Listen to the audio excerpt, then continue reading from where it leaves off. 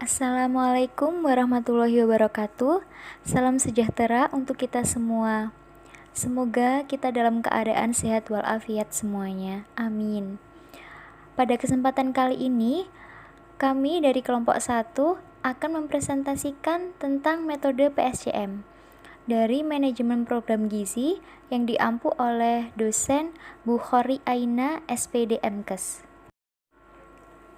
Anggota kelompok kami ada 6 anggota yang terdiri dari Umi Masrifah, Irma Dewiarti, Sylvia Nur Aini, Vina Rizky, Heni Novitasari, dan Muhammad Ardia Dwi. Outline yang kami buat terdiri dari definisi, cara kerja, waktu penggunaan, kelebihan, kekurangan, serta contoh. Kita mulai dari definisi. Metode PSJM biasa dikenal dengan metode Bryan yang merupakan salah satu metode penentuan prioritas masalah dengan menggunakan kriteria. Yang pertama yaitu prevalence, yaitu besarnya masalah yang dihadapi. Yang kedua adalah seriousness, adalah pengaruh buruk yang diakibatkan oleh suatu masalah dalam masyarakat dan dilihat dari besarnya angka kesakitan dan angka kematian akibat masalah kesehatan tersebut. Yang ketiga yaitu community concern atau sikap dan perasaan masyarakat terhadap masalah kesehatan tersebut. Yang keempat yaitu manageability, yaitu kemampuan untuk mengelola dan berkaitan dengan sumber daya. Selanjutnya yaitu cara kerja.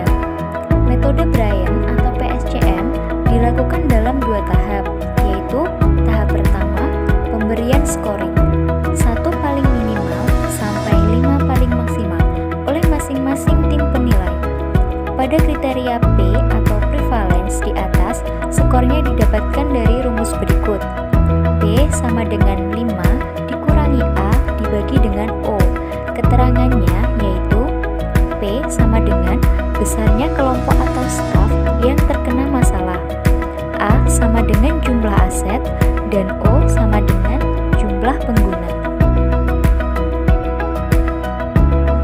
Selanjutnya sudah tertera tabel scoring PSJM. Untuk prevalence, skor 1, jumlah individu atau masyarakat yang terkena sangat sedikit. Untuk skor 2, jumlah individu atau masyarakat yang terkena sedikit. Untuk skor 3, jumlah individu atau masyarakat yang terkena cukup besar. Untuk skor 4, jumlah individu atau masyarakat yang terkena sangat besar. Seriousness, skor 1, masalah yang ditimbulkan tidak berat. Skor 2, masalah yang ditimbulkan cukup berat. Skor 3, masalah yang ditimbulkan berat. Skor 4, masalah yang ditimbulkan sangat berat. Community concern, skor 1, tidak mendapat perhatian masyarakat. Skor 2, kurang mendapat perhatian masyarakat. Skor 3, cukup mendapat perhatian masyarakat. Skor 4, sangat mendapat perhatian masyarakat.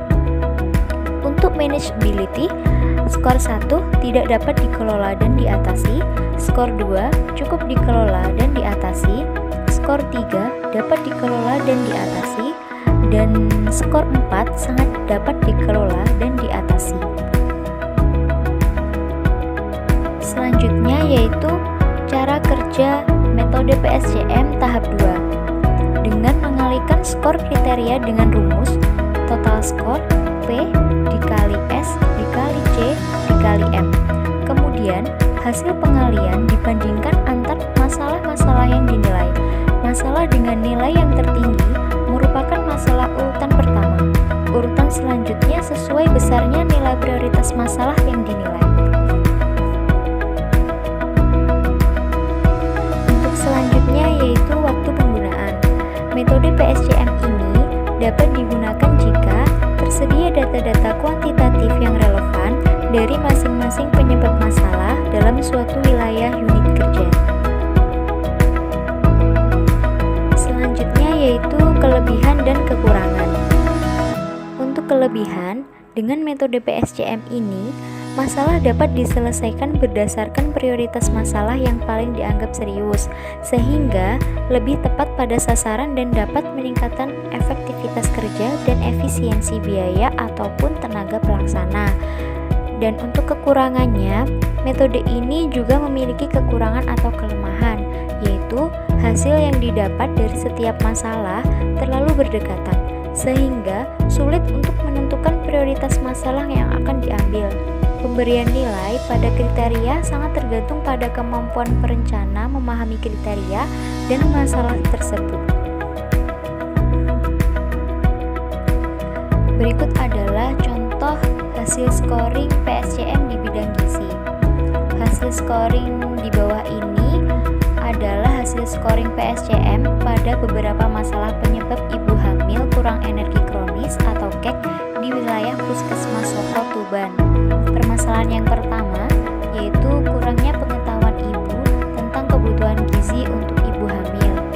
Untuk skor P adalah 5, skor S adalah 5, skor C adalah 4, dan skor M adalah 5.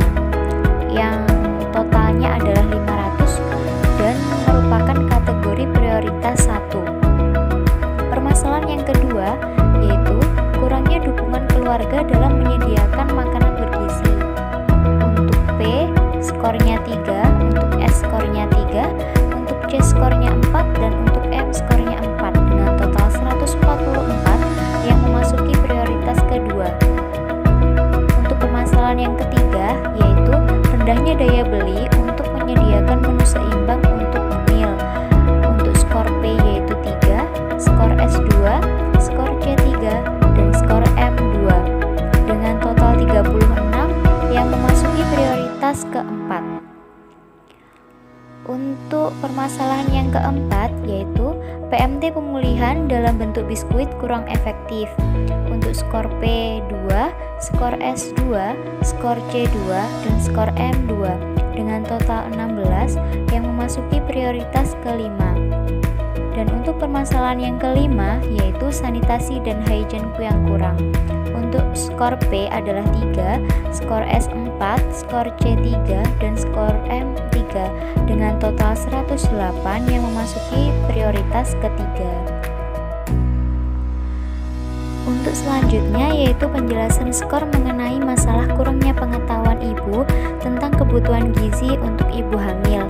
Untuk prevalence mendapat skor 5 yang artinya individu yang terkena cukup besar karena dengan kurangnya pengetahuan ibu tentang kebutuhan gizi untuk ibu hamil akan mempengaruhi jumlah asupan makannya yang berpengaruh pada status gizinya. Untuk seriousness mendapat skor 5 yang artinya masalah yang ditimbulkan sangat berat.